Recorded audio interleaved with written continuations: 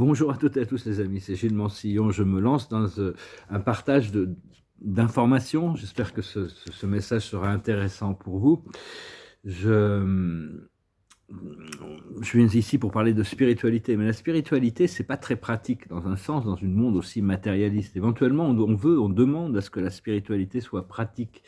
C'est euh, c'est c'est un peu, c'est le côté métaphysique des choses, mais enfin, on a envie que ça soit pratique, que ça soit facile, que ça soit fluide, et que ça rende notre vie plus agréable, hein. On a besoin de, c'est juste une question d'alignement, de réceptivité, d'intégration et de mettre en pratique toutes ces choses du monde spirituel ce qui n'est pas vraiment une évidence parce que la conscience est polarisée et concentrée sur les développements du temps et de l'espace, hein, sur les conditions du hologramme.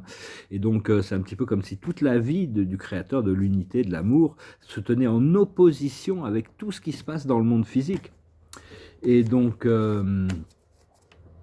parce qu'il y a ce monde physique, le 3D, et puis il y a la quatrième dimension. On dit qu'on va passer de la troisième à la cinquième dimension. C'est parce que la quatrième dimension n'est pas une dimension physique, c'est une sorte de reproduction astrale. Ça ressemble plus à des rêves, comme le rêve. Et donc, par contre, la cinquième, il y a une cristallisation d'une nouvelle forme de matière physique. Et donc, comme la sixième dimension non plus n'est pas plutôt plus se rapprocherait plus de l'astral pour arriver dans la septième dimension qui devient une réalité éternelle, physique et manifestée. C'est vraiment ce qu'on recherche, c'est cette réalité physique angélique, hein, éventuellement. Mais parce qu'on doit constamment balancer l'énergie du samsara et du nirvana. C'est-à-dire que les deux sont intégrés. Le nirvana, c'est nirvana, la source, c'est l'origine de toutes les manifestations. Mais on est toujours sujet quand même à ces manifestations. On doit chercher à équilibrer l'ignorance et la lucidité du nirvana et l'ignorance du samsara. C'est s'élever au-dessus des causes et des effets. La carte de la journée, c'est l'île au trésor, hein. On nous promet cette île au trésor qui arrive, mais elle arrive vraiment à dos de tortue. Il y a des jours, je me dis, Dieu me promet des choses, me montre des choses, mais je me dis c'est peut-être après cette incarnation que je pourrais avoir toute cette liberté dont l'univers me parle, puisque bon, l'univers est éternel, donc vraiment, je sais pas, il y a des jours, je suis pas vraiment dans ma plus haute fréquence aujourd'hui. Moi, je pensais quand même venir. Et parce qu'il y a des couches et des couches et des couches et des couches d'illusions, hein, qui nous séparent de cette lumière éternelle, la lumière au bout du tunnel, hein. Et donc, c'est vraiment important d'apprendre à tourner sa concentration de toutes les informations temporelles du monde pour revenir vers l'éternel, vers la lumière intérieure qui, elle, est toujours stable, toujours... et, mais enfin, ça se passe de plus en plus, hein. On cherche... même si bon, la source, l'amour, l'unité, tout ça, un peu l'impression d'être en résistance de tout ce qui se passe, c'est-à-dire qu'on est constamment en résistance de cette fluidité, de l'unité, de la totalité de la vie qui est la vérité. C'est un petit peu, mais c'est ça qui crée le dynamisme pour l'évolution, hein, dans un sens. Donc je pense que je suis pas en train de critiquer le plan du créateur et de la vie, hein. La vie, elle est comme elle est, elle doit être acceptée comme étant parfaite pour ce qu'elle apporte, tout en sachant qu'on ne sait pas ce qui va se passer dans le prochain moment. Et parce que le monde physique, c'est une énorme distraction de la lumière intérieure quand même, hein, parce que bon, il y a toutes ces choses. Dieu a créé ce monde physique, c'est infiniment riche. Chacun regarder dans les télescopes, même le monde physique, même si c'est juste la peau de l'univers, même si c'est juste la surface des choses, c'est grandiose. On voit toutes ces galaxies, même qui sont manifestées dans le monde physique. Et mais cette lumière intérieure est la source de la création de tout ça, hein. Donc c'est vraiment important de éventuellement pouvoir reconnecter, continuer, malgré c'est bon, des fois il faut être un peu patient. L'observateur de la journée, c'est la confiance, on en a besoin, hein. Le passé, c'est le misère, c'est c'est les pénuries, le lac, celui qui veut protéger ses trésors. Le présent, c'est la roue de la fortune. Et le futur, ça va être le lâcher prise. Voilà, hein, déjà bon. Voilà, ça va pas être désagréable de pouvoir finalement lâcher prise. Parce qu'on demande quand même plus de justice ici, hein. Personnellement, moi, je me suis réveillé sur beaucoup de choses, sur l'état profond, tout ça, dans les années 2000, au début des années 2000. Et pendant des années, j'ai essayé de réveiller les gens autour de moi, ça passait pas. Et maintenant, il y a des milliers de gens qui se réveillent et qui voient ce contraste. Personnellement, c'est pas que je suis devenu complaisant par rapport à toutes ces injustices, mais je dis, qu'est-ce qu'on peut faire à part envoyer de l'amour et de la lumière? Donc, enfin, on demande plus de justice. J'ai demandé à ce que les cordes soient plus tendues, c'est-à-dire que les marionnettes soient plus difficiles à manœuvrer, que les mensonges et la manipulation deviennent plus visibles. C'était un petit peu... Enfin, c'est important de rester positif. La vie, des fois, il y a des jours, tout se va bien, c'est facile, c'est agréable, on est dans notre bonne énergie. Puis il y a des jours, c'est un peu le parcours du combattant, hein, donc il faut, même si on échoue à ce parcours du combattant, il faut rester positif, hein, le plus possible. Parce que la vie terrestre, c'est comme une équation, hein. Il y a toutes sortes d'éléments énergétiques qui ont besoin d'être équilibrés comme dans une équation. Le mental, l'émotionnel, le physique, le social, le professionnel, le sentimental, le spirituel, toutes ces choses-là ont besoin d'être équilibrées dans l'équation humaine, arriver à revenir réintégrer la divinité. Et avec l'alignement, avec l'âme et l'esprit, hein, donc, enfin, c'est vraiment fait sur mesure la vie, hein. Il n'y a pas deux personnes qui ont la même vie, de la même action. La loi est la même pour tous et réagit avec la même sagesse. Mais deux personnes font la même chose, la loi ne va pas réagir pareil parce que la personne a des fréquences différentes, est en train d'apprendre une leçon différente. Donc il faut essayer de faire confiance à la vie, confiance à la... euh, parce que la vie est toujours en mode réactif de toutes nos pensées, de tous nos désirs, de toutes nos actions. C'est vraiment se recentrer dans le présent et le lâcher prise de tout le reste, hein, c'est important, c'est pas toujours facile, tout en sachant que cette force d'évolution, elle est dynamique, mais elle est infaillible, elle est immortelle, elle se transmute éternellement. La vie, c'est une transmutation éternelle, hein, dans un sens. Mais Dieu n'est pas intransigeant. Il accepte et il soutient tous les programmes. C'est-à-dire, il est bien au-delà de toute l'intransigeance. Cela dit, il maintient la conscience pure, absolue du vrai, du beau, du bien, pour pouvoir guider les âmes de retour vers la lumière, toujours, mais à un rythme qui est parfois plus lent que ce que l'on pourrait le vouloir. Et depuis son point de vue à lui, au créateur, c'est sa création. Il est lui-même tout ce qui est. Donc nous sommes nous-mêmes une partie intégrante du tout, hein. Ça, c'est quelque chose qu'on ne pourra jamais, contredire. Voilà, on peut le contredire mentalement, des raisonnements mentaux, mais enfin, ça reste un espace fondamental. Et mais enfin bon, c'est important de comprendre, bon, dans ce monde actuel, de ce monde terrestre, c'est un petit peu comme, c'est-à-dire que les gens qui ont de l'argent, on les prend au sérieux, on les écoute.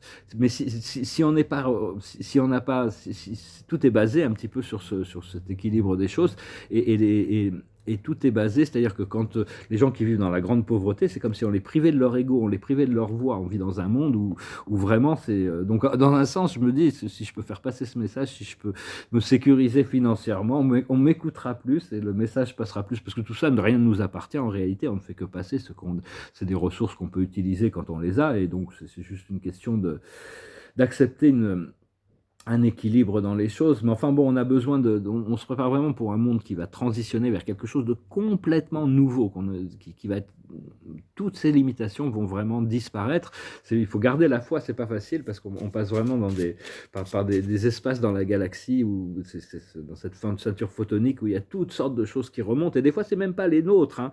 C'est des choses, on doit expérimenter des choses qui viennent du subconscient collectif pour assister la planète dans bien au-delà de notre conscient. On subit un peu, mais bon, on assiste quand même, et il faut pas diminuer la valeur de notre contribution, même si on ne comprend pas la contribution qu'on peut avoir. Moi, je n'étais pas vraiment complètement dans l'euphorie aujourd'hui, c'était un peu difficile.